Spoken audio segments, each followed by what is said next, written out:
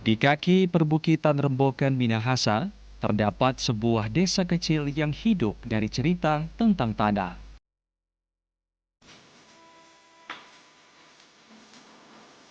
Desa Pulutan, tempat di mana tangan-tangan sederhana mampu mengubah tanah liat menjadi karya yang bernilai. Bukan cuma cantik dipandang, tapi juga menyimpan warisan budaya yang terus dijaga sampai hari ini.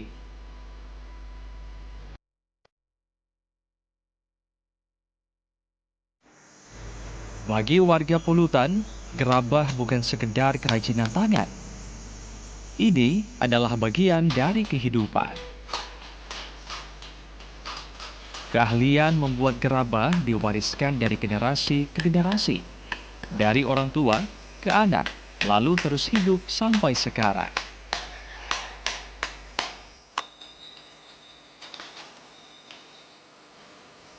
Semua prosesnya masih dilakukan secara tradisional. Mulai dari mengolah tanah liat, membentuk, membakar, sampai menghias dengan detail khas buatan tangan.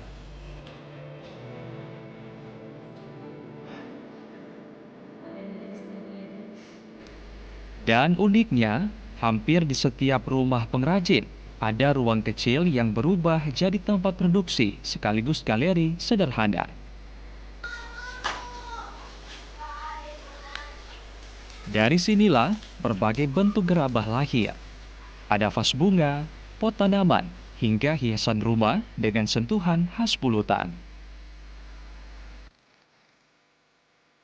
Di tengah perkembangan zaman dan produk modern yang makin praktis, gerabah Pulutan tetap punya tempat tersendiri. Karena yang dijual bukan cuma barang, tapi juga cerita, kesabaran, dan identitas budaya. Dari tanah menjadi karya, dari tradisi menjadi kebanggaan, dan dari desa Pulutan lahir cerita sederhana yang terus menghangatkan budaya Minahasa.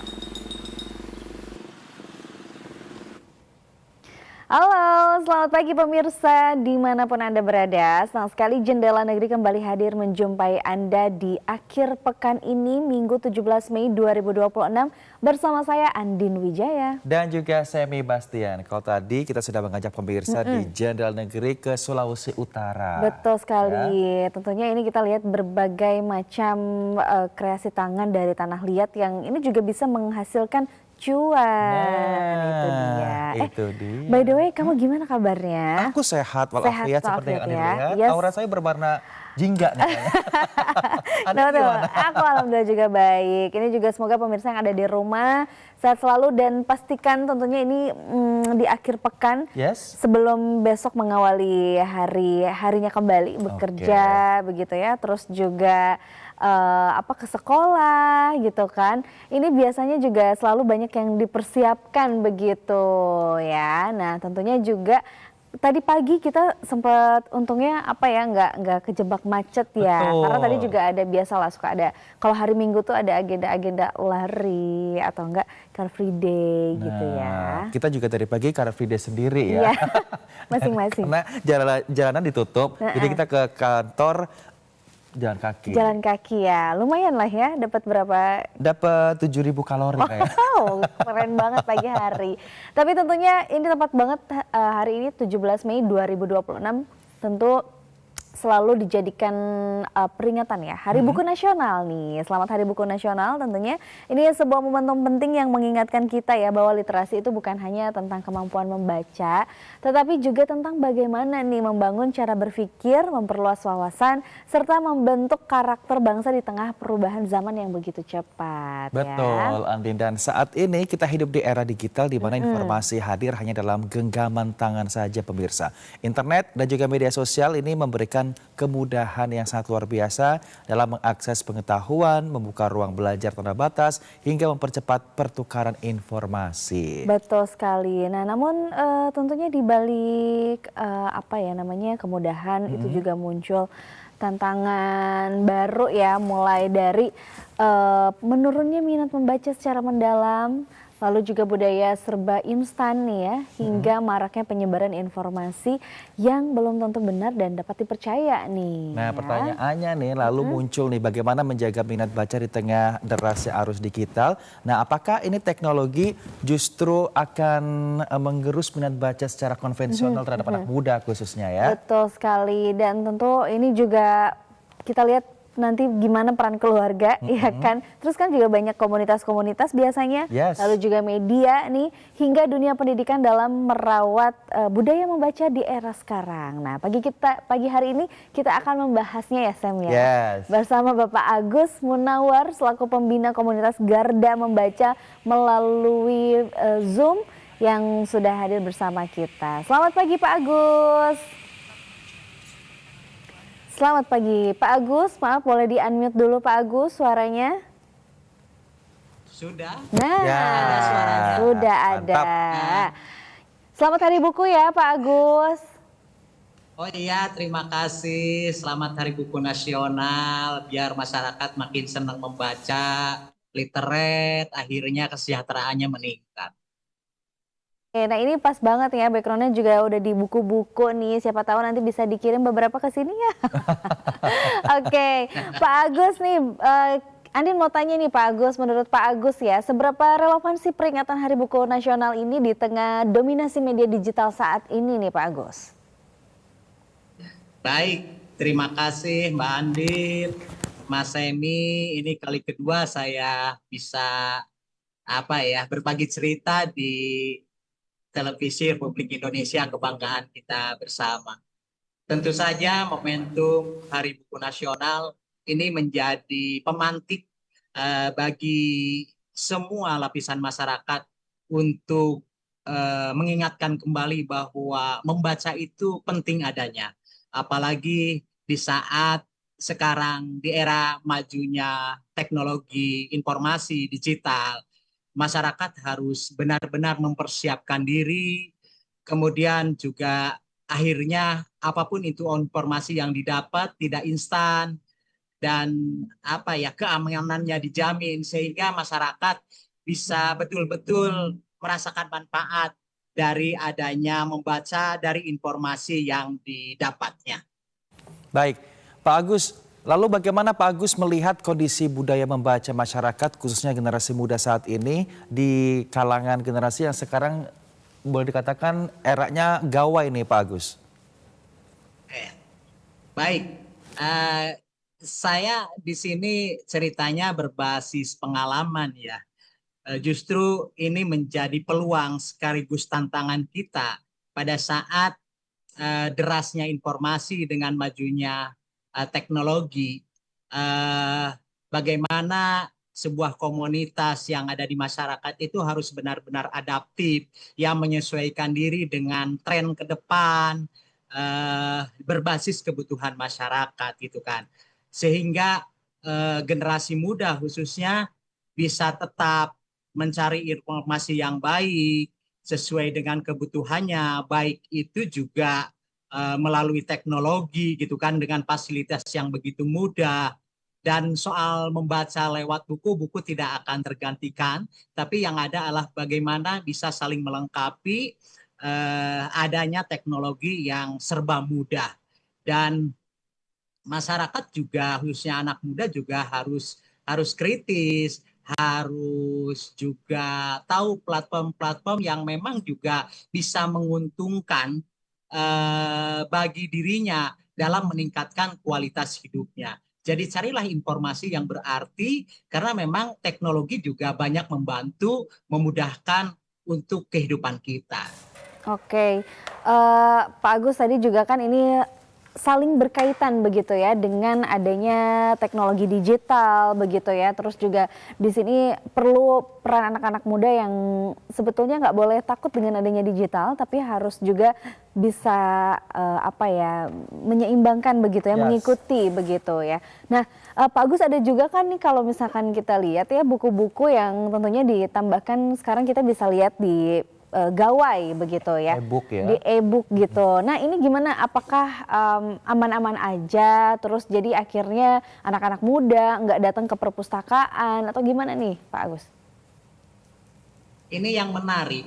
Uh, Kalau melihat data keanggotaan, ini berbasis pengalaman di komunitas Gada Membaca, justru anak-anak muda itu sekarang banyak yang bergabung ke tempat kami. Karena memang fasilitas di kami juga menyediakan akses informasi digital melalui pojok baca digital. Itu support dari Perpustakaan Nasional.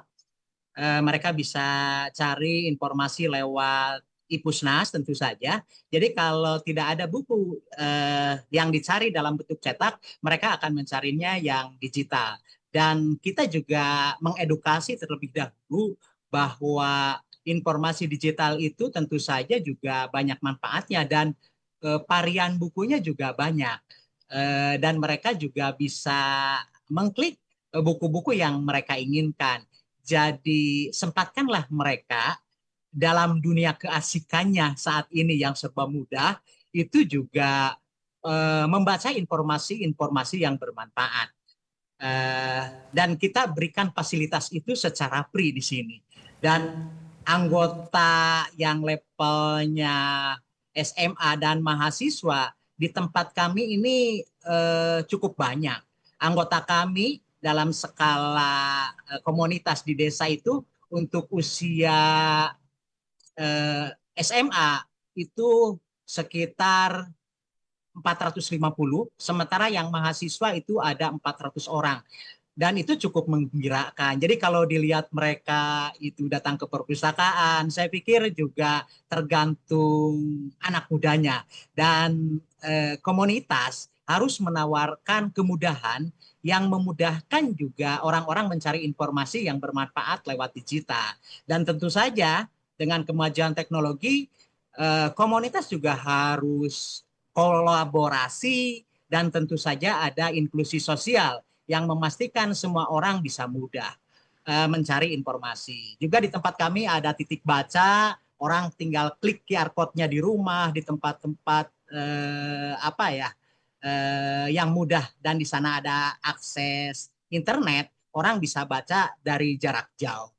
Oke, kalau ada yang mudah kenapa harus yang susah ya? Nah, itu itu dia. Apalagi sekarang serba mudah ya Pak Agus ya. Oke, Pak Agus, kita tahan dulu perbincangan kita ya. Kita juga akan melihat nih Pak Agus, mengajak Pak Agus juga dan juga pemirsa untuk melihat bagaimana Hari Buku Nasional ini menjadi momentum di berbagai daerah dalam segmen reportase berikut ini.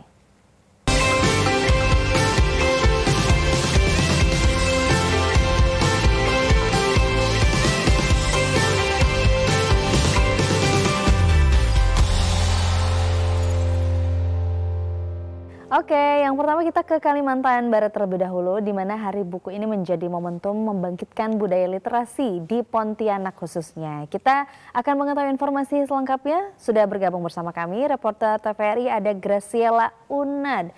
Selamat pagi Graciela.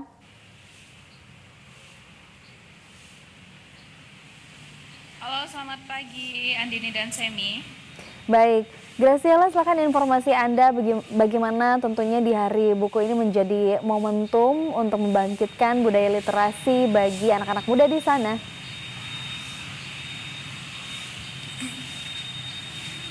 Baik, terima kasih Andini dan Semi dan pemirsa. Pada saat ini, pada peringatan Hari Buku Nasional, pemaknaan Hari Buku Nasional ini dimaknai sebagai momentum reflektif untuk membangkitkan kembali semangat membaca di tengah derasnya arus globalisasi. Dan pemerintah Kota Pontianak pada saat ini pun terus mendorong masyarakat agar buku tetap menjadi sumber pengetahuan dan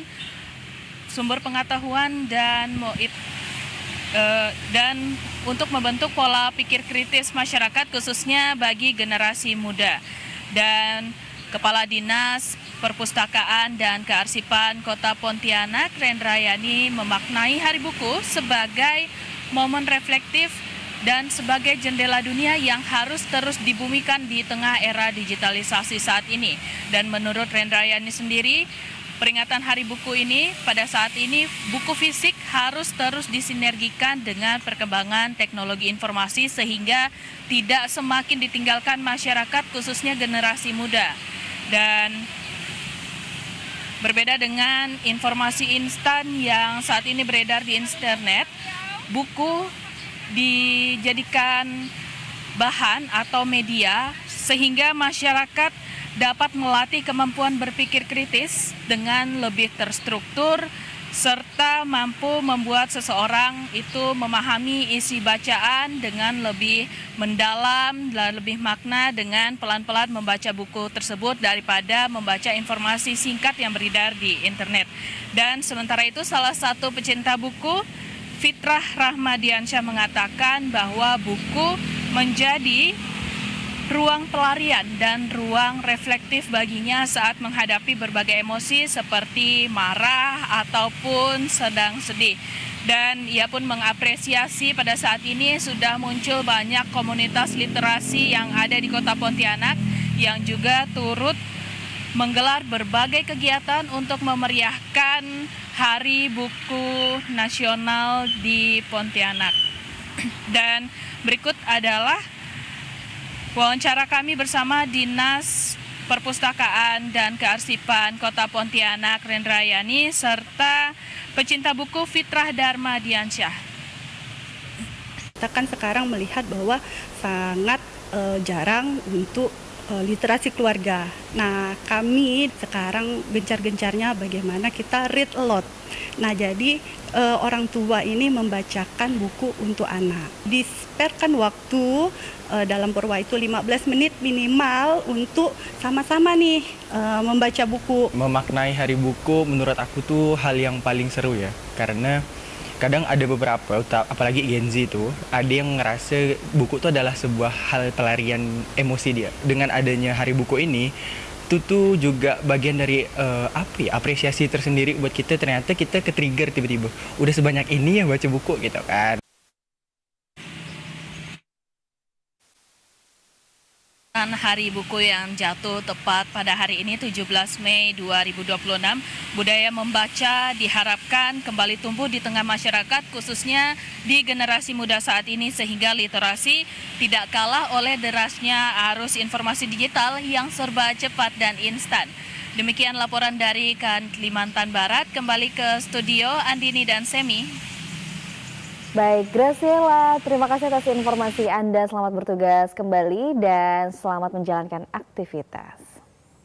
Baik, kita akan segera bergabung kembali dengan Pak Agus dari Zoom. Pak Agus, menarik nih tadi dari Pontianak menyampaikan bahwa pentingnya informasi yang valid tanpa adanya hoax untuk anak muda dengan rajin membaca. Nah, ini berbicara mengenai informasi yang valid tanpa hoax itu sendiri ya, Andi dan juga Pak Agus. Kita seperti yang ketahui di tengah banjirnya informasi saat ini nih Pak Agus, mengapa nih kemampuan menyaring informasi menjadi sangat penting dan diidentikan dengan makanya kita harus belajar dan juga membaca buku nih? Tentu saja arusnya informasi yang masuk ke gawai kita itu juga bisa salah arah kalau kita tidak bisa memilahnya. Mana informasi yang betul, mana informasi yang salah. Dan generasi muda atau orang, masyarakat yang senantiasa melek literasi, terbiasa dengan membaca, saya pikir dia sudah bisa memastikan bahwa ini informasi ini betul atau salah. Dan kebetulan di tempat kami ini ada sekarang sedang uji coba Museum Penipuan Indonesia. Jadi kalau orang mendapatkan informasi yang kurang tepat, itu bisa ditanyakan ke klik saja. Dan sekarang sedang diuji cobakan sehingga kalau informasi itu menyesatkan langsung dia akan jawab. Ini sekian persen informasi ini tidak tepat dan ini salah gitu kan. Dan tentu saja dalam menciptakan informasi yang baik, kita harus membangun ekosistem gerakan literasi yang tentu saja melek digital, tapi juga menyadarkan banyak pihak agar semua terlibat. Bukan hanya kita sebagai pegiat literasi, tapi semua pihak bisa menyadarkan bahwa pentingnya untuk mencari informasi yang baik. Tadi malam kami sharing dengan IKP Jawa Barat, dengan Kepala Dinas Perpustakaan Provinsi, sama mendiskusikan tentang informasi yang baik, buku yang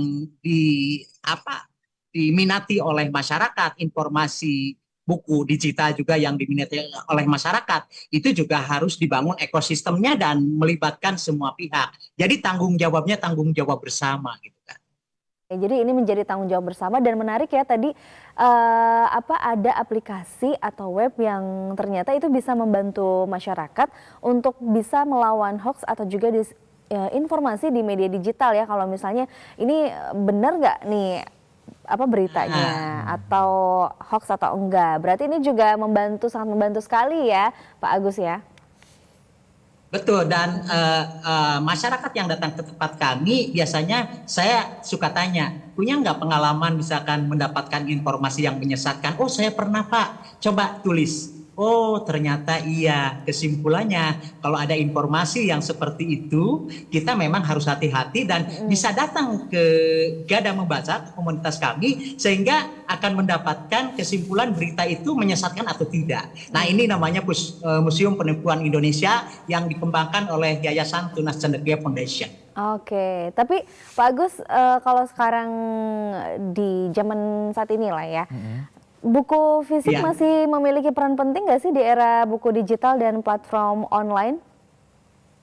Oh, tentu saja.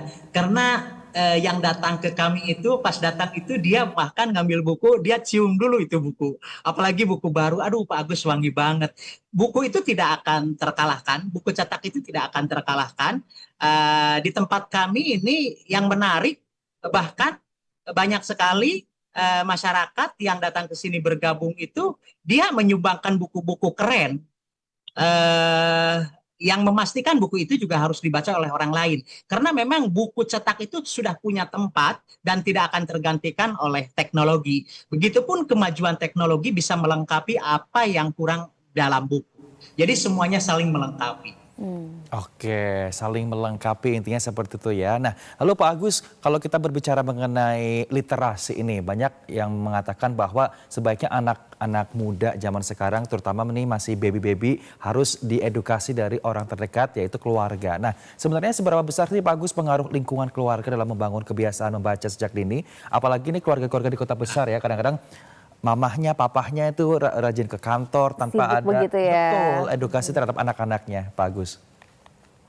Nah, ini pertanyaan yang baik, Mas Emi, Mbak Andin. Ya. Seringkali masyarakat itu taunya anaknya itu senang baca aja begitu ya. Tapi yang memperkenalkan teknologi atau apapun itu kan orang dewasa. Nah, bagaimana teladan orang tua itu menjadi hal penting yang akan diikuti oleh anaknya. Ya. Misalkan orang tua ngeluh, ini anak saya main game terus saya bilang, siapa sih yang memperkenalkan game? Siapa sih yang memperkenalkan HP ke anak ibu? Iya ya, saya juga. Iya, pernah nggak misalkan orang tua punya jadwal bareng-bareng membaca, datang ke perpustakaan, datang ke toko buku. Saya pikir itu akan membentuk karakter dan orang tua akan menjadi panutan. Sehingga nanti apakah anak itu akan lebih menurut ke HP, ke gawai, atau ke orang tua. Nah ini menjadi hal penting bahwa orang tua itu harus memberikan contoh dan itu juga ekosistem yang harus dibangun di tingkat keluarga. Sehingga nanti, dan ini harus menjadi gerakan bersama. Ada peran orang tua, ada sekolah, ada masyarakat, dan tentu saja stakeholder terkait juga harus menciptakan suasana yang kondusif, yang memastikan anak-anak kita jadi senang membaca, dan itu harus dibangun budaya itu. Jangan lagi bilang akses susah lah, harga buku mahal lah, apalah. Ini tinggal nawaitu kita gitu. Buktinya di tempat kami, tempat seperti ini justru jadi tempat rekreasinya keluarga bersama putra-putrinya datang ke sini bagaimana bisa membaca dan bisa juga bermain. Karena kita sediakan juga beragam permainan, baik yang ada di titik baca yang berbasis digital maupun permainan-permainan tradisional. Agar motorik anaknya juga ada gitu loh. Baik, Mas bagus. Baik. Jadi intinya adalah nawaitu atau niat dari diri kita sendiri, apalagi orang tua untuk menumbuhkan literasi terhadap anak-anaknya. Kita tahan terlebih dahulu Pak Agus pembicaraan yang sangat luar biasa ini. Sebelumnya kita akan menikmati beberapa informasi yang satu ini. Tetap bersama kami di Jendela Negeri.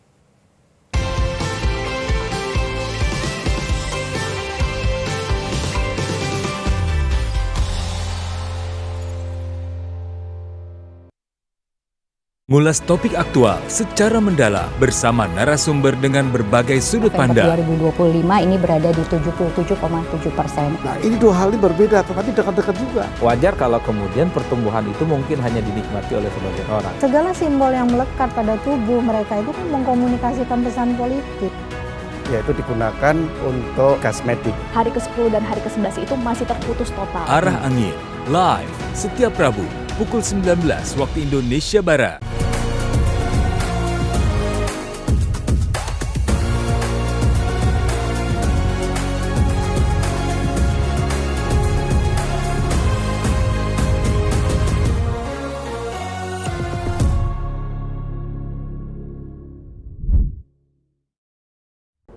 Selamat pagi, good morning, buenos días. Greetings from the Embassy of Ecuador. My name is Luis Aureliano Gibaja, Ambassador of Ecuador to Indonesia. I would like to inform this World Cup Championship, Ecuador will be represented once again.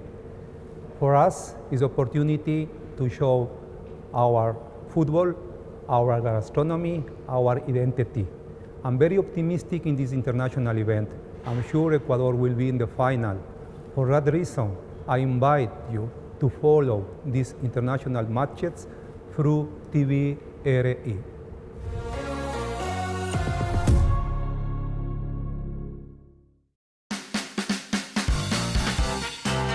Dari bahan makanan tercipta olahan penuh makna. Bersama chef dan bintang tamu, mari memasak menu bergizi penuh cita rasa. Sajian pengabdian untuk negeri. Setelah mendapatkan MBG, anak-anak itu belajarnya menjadi meningkat. Terima kasih Pak Presiden. Rasa Bayangkara Nusantara, Sabtu dan Minggu, pukul 17 waktu Indonesia Barat.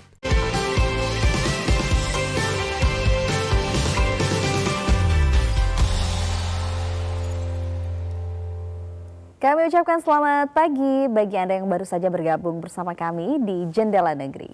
Sebelum kita kembali ke Pak Agus, sekarang kita akan mengajak Anda ke Lampung terlebih dahulu. Pemirsa, di tengah perkembangan era digital yang membuat anak-anak semakin akrab dengan gawai, sebuah ruang sederhana di Kecamatan Purbolinggo, Kabupaten Lampung Timur, justru menumbuhkan kembali minat membaca dan juga belajar anak-anak. Bekas gudang pakan ternak yang tidak terpakai, saat ini berubah menjadi ruang literasi dan juga belajar interaktif bagi puluhan anak di sekitarnya. Dan untuk mengetahui informasi lebih lengkapnya, saat ini kami telah terhubung dengan Kenanga Aprilaski di Lampung. Selamat pagi Kenanga. Selamat pagi Sebi. Baik Kenanga, silakan dengan informasi lengkap Anda. Baik, terima kasih. Selamat pagi pemirsa, Andin dan juga Sebi. Benar sekali, suara tawa dan bacaan anak-anak kini memenuhi sebuah bangunan sederhana di Dusun 4 Desa Toto Harjo, Kecamatan Purbolinggo, Kabupaten Lampung Timur. Siapa sangka tempat yang menjadi ruang belajar dan membaca saat ini justru dulunya hanyalah tempat penyimpanan pakan ternak yang tidak terpakai. Setiap hari usai pulang sekolah, anak-anak rutin datang untuk membaca, menulis, dan juga belajar bersama. Kemudian juga di sini di ruang ini mereka diajak mengenal huruf, membaca cerita, hingga memahami sejarah melalui gambar dan juga media edukatif yang sederhana namun menarik. Di tengah gempuran teknologi digital dan penggunaan handphone pada anak, kehadiran ruang belajar ini tentu menjadi alternatif positif bagi masyarakat. Anak-anak tidak hanya menghabiskan waktu dengan gawai, tetapi juga diajak menumbuhkan kebiasaan membaca dan berinteraksi secara langsung dengan teman sebaya. Suasana Suasana belajar dibuat menyenangkan agar anak-anak betah untuk berlama-lama membaca buku dan bermain edukatif. Sejumlah permainan seperti ayunan, jungkat-jungkit, dan juga seluncuran turut melengkapi halaman ruang belajar mereka ataupun halaman di luar ruang belajar mereka. Kini lebih dari 50 anak dari berbagai usia rutin datang untuk belajar membaca. Bahkan sebagian di antara mereka ada juga yang belum pernah mengenyam pendidikan formal. Kehadiran ruang literasi ini menjadi bukti bahwa menumbuhkan minat membaca terhadap anak tidak perlu fasilitas yang mewah, namun dapat dimulai dari ruang sederhana yang penuh dengan kepedulian. Berikut kutipan wawancara kami bersama salah seorang pengajar Ubi Salamah. Kemudian tahun 2023 seperti itu saya resign dari sekolahan, kemudian saya mau fokus di rumah. Kemudian setelah itu ternyata anak-anak itu ingin belajar bersama saya. Kemudian saya minta izin kembali dengan suami, ternyata suami mengizinkan. Jadi dulu awalnya bangunan ini itu dulu untuk tempat makan sapi, Mas. Awalnya seperti itu. Kemudian dibersihkan. Jadi dulu waktu muridnya masih sedikit kan di halaman depan rumah. Kemudian sama suami, ya udah Bu, itu kan sapi udah dipelihara dengan orang lain, digaduh ya bahasanya ya. Kemudian dibersihkan dan saya pindah ke sini untuk pembelajaran. Dulu bangunan ini juga belum ada. Kemudian bertambah kembali murid-murid, bertambah untuk kelas-kelas, ada anak SD juga, kemudian anak TK juga bertambah. Dan alhamdulillah sampai dengan saat ini yang seperti kita lihat sekarang, alhamdulillah anak-anaknya juga ramai. Dan memang saya juga bertujuan dengan suami agar bermanfaat untuk lingkungan, tentunya dalam bidang pendidikan. Karena menurut saya masa anak-anak seperti ini adalah masa keemasan di mana anak-anak itu kalau kita bimbing dan kita bina dengan kesabaran dan ketelatenan tentunya, pasti anak-anak itu akan timbul rasa percaya diri dan mereka pasti bisa. Jadi alhamdulillah untuk 2 tahun terakhir ini memang anak-anak ini ramai yang belajar di sini. Jadi itu dari lingkungan dan juga ada yang dari desa lain, tapi ya beda dusun. Ya, pemirsa, bagi warga, kehadiran ruang belajar dan literasi ini memberikan dampak positif bagi anak-anak. Selain menambah ilmu pengetahuan, ini juga akan membantu mereka untuk dapat berinteraksi lebih aktif dan mengurangi ketergantungan terhadap gawai. Berikut kutipan wawancara kami bersama dengan salah satu orang tua anak, yakni Ida. Alasannya di samping dekat, terus biar dia berteman, berbaur sama teman-teman seumuran, terus gimana ya? Ya pokoknya dulu kan anak saya itu dilesin di metro, cuma satu anak satu murid, jadi nggak bisa berbaur sama teman-temannya gitu loh. Ya alasannya ya kayak gitu. Terus ditaruh di sini. Terus tak taruh sini. Perkembangannya gimana? Perkembangannya pesat. Sekarang dia udah bisa baca, udah bisa ngitung, tambah-tambahan bisa. Itu kelas berapa tadi? Masih TKB. TKB ya, masih mau SD. Ya, di momen Hari Buku menjadi pengingat bahwa budaya membaca tetap memiliki peran penting di tengah era digital. Dari bekas gudang tak terpakai di Lampung Timur ini, literasi tumbuh dan menjadi harapan baru bagi anak-anak untuk terus belajar dan bermimpi. Demikian informasi yang dapat kami sampaikan dari Lampung. Kembali ke studio Sewi dan Andin. Terima kasih Kenanga untuk informasi lengkapnya, melaporkan langsung dari Lampung, dan jangan lupa Kenanga hari ini untuk membaca ya. Oke, kita iya nggak apa lucu aja gitu. Kita akan lanjut ke Pak Agus. Pak Agus masih bersama kami? Oke. Nah, ya, Pak Agus. Masih. Pak Agus, ini ternyata juga banyak sekali ya yang tentunya terus dilakukan supaya anak-anak terus bisa membaca, anak-anak muda juga terus bisa membaca begitu. Nah, tapi Pak Agus, ini gimana sih? Kan kita juga banyak nih komunitas-komunitas literasi ya, seperti Garda Membaca. Bagaimana tentunya komunitas ini berupaya menarik minat baca masyarakat saat ini, Pak Agus? Terima kasih. Mbak Andin, ini pertanyaan yang bagus. Tentu saja sebagai pegiat literasi harus berpikir bagaimana membuat kegiatan yang inovatif, kreatif, yang memastikan juga punya dampak.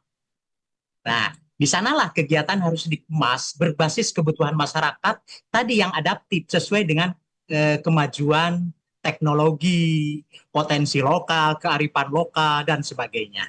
Juga memastikan peran stakeholder bisa mendukung kegiatan kita.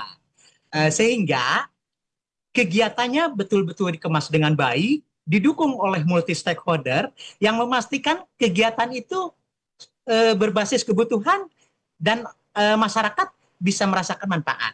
Nah, keragaman kegiatan itu menjadi kata kunci bagi komunitas untuk menarik masyarakat yang kadang dibentur-benturkan soal membaca dengan kemajuan teknologi. Kalau kami tidak seperti itu. Contoh, saat liburan kuliah, kami menyelenggarakan kegiatan tips dan trik masuk perguruan tinggi dan bagaimana mendapatkan beasiswa. Nah, yang jadi narasumbernya itu mahasiswa tingkat 1 semester 2, 3, yang memang juga sudah masuk ke perguruan tinggi ternama duluan, kemudian sharing ke adik-adiknya yang SMA, dan buku-buku pendukungnya, wangsit, bagaimana juga daftar soal, buku-buku soal masuk PTN, kita sediakan, sehingga anak juga bisa, remaja, pemuda pun bisa makin yakin, oh datang ke perpustakaan bisa menjadi keren seperti kakak-kakak kami yang udah duluan kuliah. Begitupun untuk kelompok masyarakat umum, ada budidaya ikan nila, ada juga pemilahan sampah gitu kan. Kalau untuk adik-adik kita yang kecil di sini juga ada melukis, ada juga membaca nyaring, ada juga kami namakan semua itu wisata baca. Biar tidak kaku, datang ke perpustakaan itu jadi asik.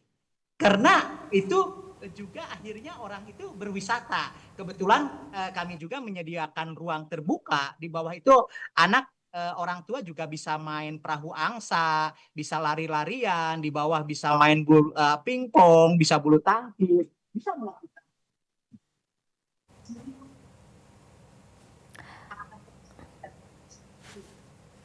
Baik. Pak Agus, mohon maaf audionya mungkin ke unmute, Pak Agus. Ke mute. Iya. Tidak. Tidak. Okay. Nah, ini udah jelas kembali. Udah jelas Silakan kembali. Oke. Pokoknya bagaimana orang datang ke perpustakaan itu menjadi nyaman, menjadi terfasilitasi karena memang kita sudah siap melayani masyarakat penuh keramahan. Yes. Untuk apa? Kita yakinkan untuk meningkatkan kualitas hidup. Suatu saat bisa posisinya mereka yang kemudian memberi manfaat ke orang lain dari pengetahuannya yang mereka dapat. Dan gerakan kami bukan sekedar soal buku. Bagaimana kalau anggota punya masalah terkait beasiswa, kami punya beasiswa literasi untuk orang-orang yang kurang mampu, tapi dia punya semangat belajar. Kami juga memfasilitasi sampai membangun hal-hal yang diperlukan, itu bisa dilihat di jejak medsos kami, bahwa literasi itu bukan hanya membaca, menulis, tapi bisa melampaui hal-hal yang memang juga di luar hal yang biasa. Karena memang pada saat orang punya kemampuan, punya pengetahuan, dia bisa melakukan banyak hal dan bisa meraih mimpi-mimpinya. Di Hari Buku Nasional ini menjadi penting pengingat bagi kita untuk ikro, untuk membaca. Dengan membaca kita akan dapat segalanya. Begitu. Luar biasa ya. Tadi menarik juga Pak Agus mengatakan bahwa ternyata tuh sekarang juga perpustakaan sudah dibuat sedemikian rupa. Menarik, jangan sampai adanya menariknya perpustakaan ini orang berdatangan cuma untuk selfie saja. Betul. Nah Pak Agus, tapi menurut Pak Agus sendiri nih, apakah sistem pendidikan di Indonesia ini sudah cukup mendorong budaya literasi dan berpikir kritis khususnya untuk anak-anak generasi muda, Pak Agus? Saya jadi ingat yang kemarin ramai juga ya. Berani menyampaikan sesuatu, berani kritis, itu menjadi sesuatu yang mahal saat ini. Dan faktor pendukungnya, bagaimana di sekolah, perpustakaan sekolah juga harus ditata. Perpustakaan sekolah juga harus mewarnai lingkungan sekolah. Dan saya pikir ini menjadi tugas kita bersama untuk menjadikan generasi kita yang cerdas, yang kritis, sehingga masing-masing kita bisa saling menguatkan, saling support untuk kemajuan bersama. Dan ini menjadi tanggung jawab bersama dan kita harus mau berkolaborasi, melakukan perbaikan-perbaikan di semua sektor termasuk di pendidikan formal. Bagaimana dengan perpustakaan sekolah hari ini? Mari kita sama-sama tanya kepada masing-masing kita. Oke, wow. Nah ini tapi Pak Agus melihatnya gimana sih peran dari media ya, termasuk televisi ini, terus juga platform digital untuk mendukung gerakan literasi nasional sejauh ini sudah kenceng nggak nih Pak Agus? Tadi kalau kitanya sadar berkolaborasi, kolaborasinya tanpa batas, termasuk juga dengan teman-teman media. Jadi kalau kegiatan di kami itu juga tinggal bikin rilis pasti dimuat di berbagai platform media gitu kan, cetak maupun online.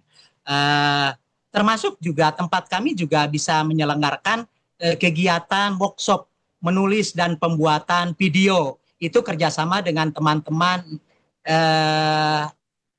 Ikatan Jurnalis IJI Indonesia, Porda Galuh. Yang memastikan juga mereka bisa dari berbagai latar belakang media datang ke kami belajar, masyarakat belajar, sehingga masyarakat pun bisa jadi kritis dan bisa membedakan juga, teredukasi mana informasi yang baik, mana informasi yang tidak baik, mana informasi yang bermanfaat, mana informasi yang tidak bermanfaat. Jadi penting juga kolaborasi dengan media itu. Apalah kehebohan di tempat kami kalau tidak disampaikan oleh media, tidak ada gunanya. Jadi kami berterima kasih kepada TVRI, kali ini kami bisa berbagi untuk memastikan bahwa di banyak titik, banyak semangat yang berceceran, yang memastikan ingin berbuat baik untuk generasi masa depan yang keren. Baik, Pak Agus, di tanggal 17 di hari yang spesial ini sendiri nih, dari kacamata Pak Agus, apa kira-kira langkah konkret yang kiranya bisa dilakukan masyarakat untuk membangun budaya membaca di tengah kesibukan gawai dan juga distraksi digital saat ini, Pak Agus? Nah, ini menjadi momentum kesadaran bersama, khususnya bagi orang tua yang cinta anak-anaknya lebih keren daripada generasi kita. Datanglah ke perpustakaan, ajaklah mereka datang ke perpustakaan, karena semua layanan perpustakaan itu kebanyakannya gratis. Dan buku-bukunya keren, jangan anggap yang gratis itu murahan. Menjadi teladan, sediakan ruang, waktu untuk membesarkan anak-anak kita menjadi generasi yang melek literasi, yang memang juga bisa memilah informasi mana yang benar dan mana yang salah. Kemajuan teknologi juga cukup banyak, saya pikir banyak sekali link-link yang bisa diakses oleh orang tua, apakah ruang guru untuk anak-anak remaja yang sekolah, ada juga buku.kemdikbud, ada juga Ipusnas, ada banyak juga platform-platform yang memang juga bisa diakses oleh anak-anak secara digital, dan semuanya tinggal datang aja ke perpustakaan, berdiskusi, sharing untuk memastikan apa sih yang bisa di-sharekan ke generasi kita agar mereka tumbuh dengan baik. Oke, baik Pak Agus. Lalu Pak Agus, apakah literasi hari ini hanya soal membaca buku atau sudah berkembang menjadi kemampuan memahami ini berbagai informasi digital, Pak Agus? Oh, tentu saja. Baca tulis itu sudah pasti.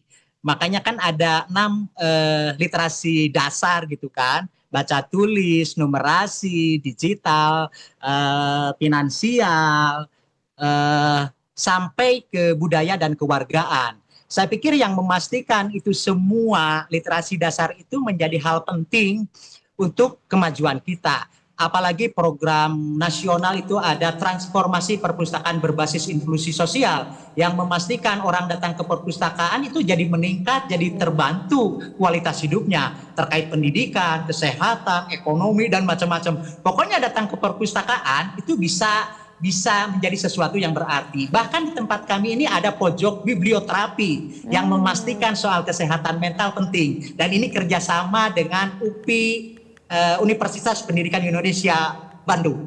Ini sudah ada pojok biblioterapi. Pokoknya apapun itu kita bisa lakukan untuk memastikan generasi kita ini generasi yang tumbuh, yang kuat. Oke, jadi nah sekarang healingnya itu bisa jadi ya nggak selalu melulu ke tempat wisata, tapi juga ke perpustakaan. Ini bisa menjadi penyembuhan buat anak-anak muda yang biasanya sedikit-sedikit, aduh pusing, sedikit-sedikit kena mental. Ini ada juga tadi pojok literasi yang juga bekerja sama ya dengan Universitas Pendidikan Indonesia. Menarik sekali ya, keren banget nih. Setuju. Nih Pak Agus, lalu bagaimana nih Pak Agus caranya kita memanfaatkan teknologi? Sekarang kan seperti yang kita ketahui zamannya serba teknologi ya, seperti e-book, perpustakaan digital atau aplikasi edukasi agar lebih efektif untuk meningkatkan minat baca kepada anak-anak muda zaman sekarang, Pak Agus. Nah, pastinya orang yang ingin mengakses informasi harus meyakini tujuan untuk mencari informasinya, tujuannya untuk apa. Di sana juga sudah tersedia fitur-fiturnya terkait dengan buku yang sifatnya hiburan, yang untuk belajar. Pokoknya tinggal kita pilih. Balik lagi, proteksi kita pada saat kita masuk ke jalur-jalur informasi yang sekarang ini terbuka, itu bagaimana kemampuan kita untuk memproteksi, kira-kira itu penting nggak bagi kita, untuk masa depan kita. Dan kalau datang ke perpustakaan, itu kan bisa sharing. Dan perpustakaan sendiri juga bukan soal buku atau soal akses digital, tapi bagaimana satu sama lain bisa sharing. Itu juga dipahaminya seperti halnya kita yang hadir yang ke perpustakaan itu bagaikan jejeran buku yang satu sama lain bisa saling menguatkan, saling memberi arahan untuk kemajuan bersama. Dan ekosistem akhirnya akan terbangun dengan baik yang memastikan ekosistemnya saling gotong royong, bukan ekosistem biologi yang saling memakan. Jadi kita akan senang kalau orang datang ke perpustakaan, kemudian merasakan manfaat nyata atau impact atau dampak nyata, sehingga perpustakaan makin diyakini bermanfaat bagi dirinya. Oh, luar biasa sekali ya. Tentunya juga kita doakan supaya masa depan budaya literasi di Indonesia tentu di tengah perkembangan teknologi yang semakin pesat ini semakin baik begitu ke depannya dengan adanya teman-teman, komunitas dan juga banyak sekali yang seperti disampaikan tadi oleh Pak Agus. Pak Agus Munawar, terima kasih sekali lagi Pak Agus sudah bergabung bersama kami melalui Zoom virtual tentunya selaku pembina komunitas Garda Membaca. Sekali lagi selamat Hari Buku Pak Agus dan teman-teman semuanya. Semoga sehat selalu dan sampai jumpa nanti di lain waktu Pak Agus. Terima kasih. Wassalamualaikum warahmatullahi wabarakatuh. Salam literasi.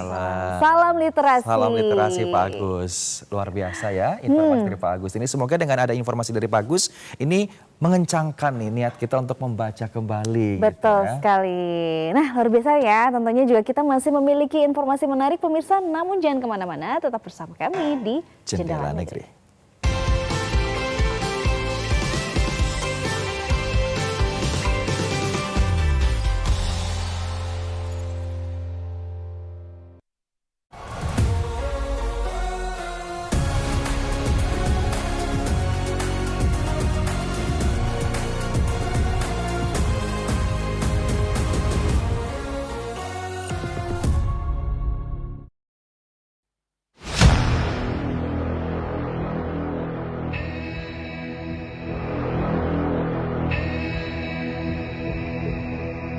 Dari sini, mimpi besar selalu dimulai. Sepak bola bukan sekedar permainan. Ia adalah semangat. Ia adalah persatuan. Ia adalah kebanggaan bangsa. Jarak jangan terlalu jauh, jarak.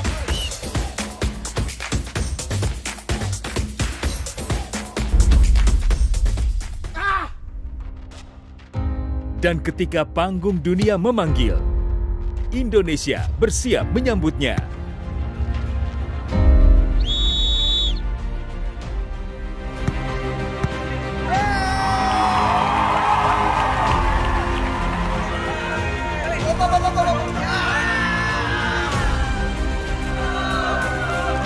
TVRI, official broadcaster FIFA World Cup 2026.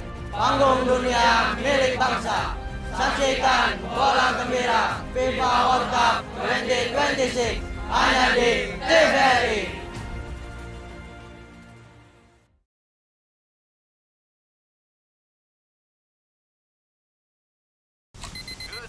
Canada timing check.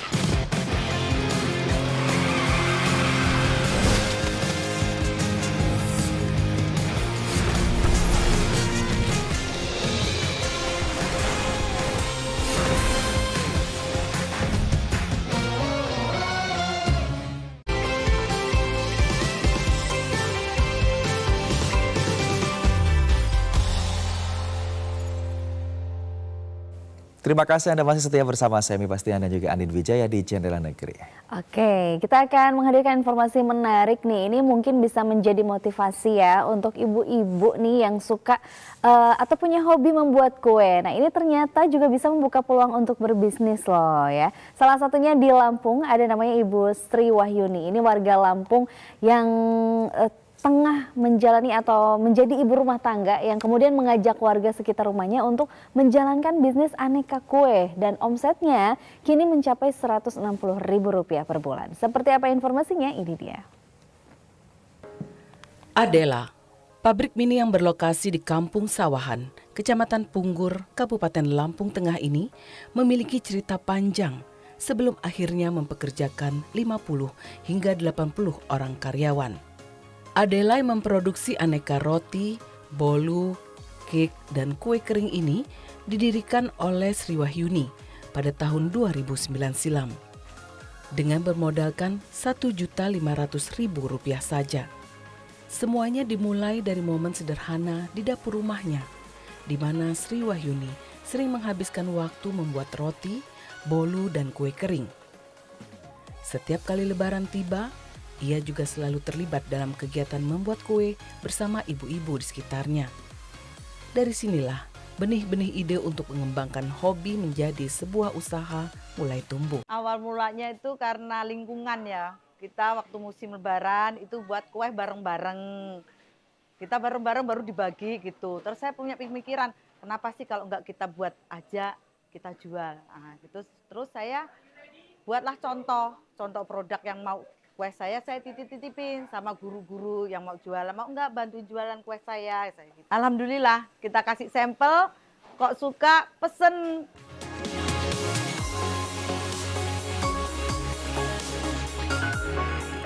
Namun jalan menuju kesuksesan tidak selalu mulus. Sri Wahyuni menghadapi berbagai kendala seperti kurangnya tenaga kerja, kenaikan harga bahan baku, dan permodalan yang terbatas.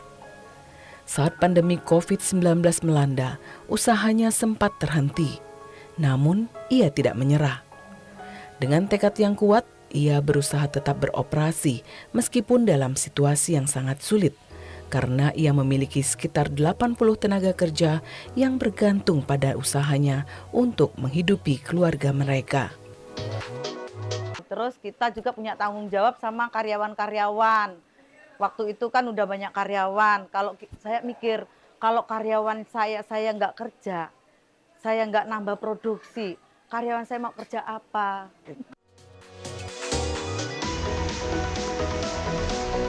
Sri Wahyuni tidak hanya berhasil mengatasi tantangan-tantangan tersebut, tetapi juga menjadi sumber inspirasi bagi banyak orang yang mengubah hobi menjadi peluang bisnis. Baginya, setiap masalah memiliki solusi dan setiap kegagalan adalah pelajaran berharga menuju kesuksesan.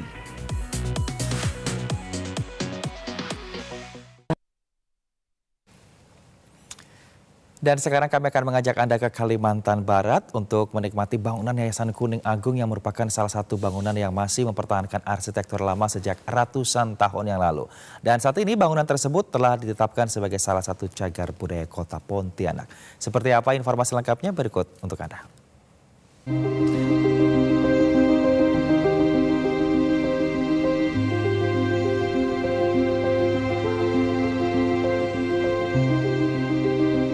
Bangunan Yayasan Kuning Agung terletak di Jalan Sultan Muhammad, Kota Pontianak.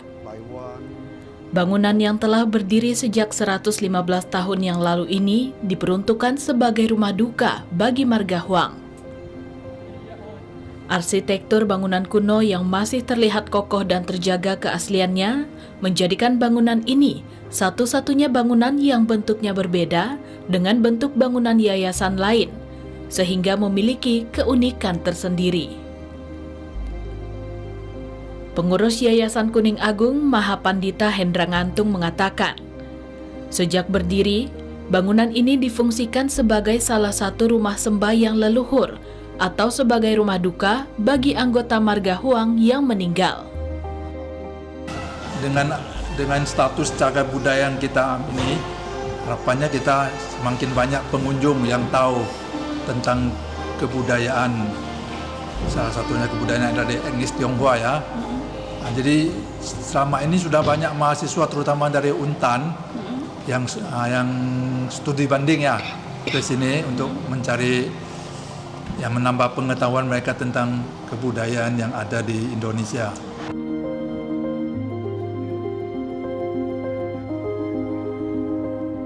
Sementara itu, Ketua Harian Perkumpulan Kuning Agung Wiseno Sudarno menambahkan, adanya penetapan cagar budaya tersebut diharapkan banyak generasi muda yang mengenal sejarah yang ada di kota Pontianak, salah satunya dari etnis Tionghoa.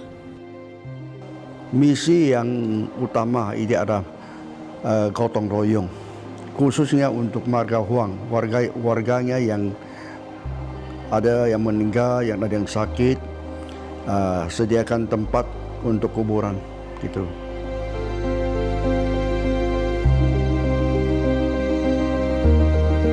Lebih dari sekedar situs bersejarah, Perkumpulan Kuning Agung adalah cerminan identitas dan perjalanan panjang sebuah komunitas. Septa Haryati, TVRI Kalbar melaporkan.